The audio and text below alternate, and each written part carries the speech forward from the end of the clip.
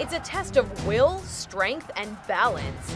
That's hard to believe any parent would let their kids participate in it.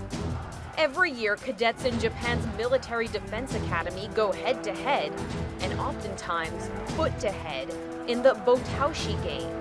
Taoshi means topple the pole. Each team has 150 players, which are split into attackers and defenders. The goal is to get the other team's pole down to a 30-degree angle, seemingly at any cost. Medical staff waits on hand for inevitable injuries. Once the game starts, each team's attackers charge the opposing team's defenders, who try their hardest to keep their pole upright with a teammate on top. He's referred to as the ninja, and his job is to fend off the other team's players as well as keep the pole steady from the top. The players are quite ruthless, punching, kicking, and tearing clothes off of each other. And for what? Bragging rights? This game probably isn't worth losing an eye or breaking a bone.